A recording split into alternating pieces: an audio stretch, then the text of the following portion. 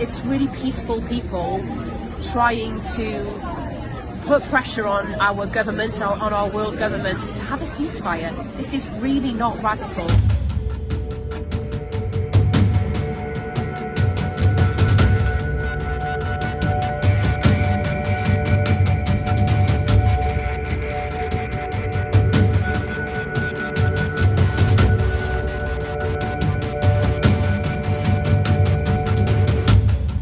Really wonderful to be in solidarity with, you know, so many people who care so much, who are really having their hearts broken about what's going on in Palestine. I think it's really important at a time when our Prime Minister Rishi Sunak is talking in really scary ways about what these protests are. They're, like, my experience of them thus far, every event that I've been to do with Palestine has always been really peaceful, has always been like lots of singing and yeah, just lots of, you know, it's really peaceful people trying to put pressure on our government, on our world government, to have a ceasefire. This is really not radical.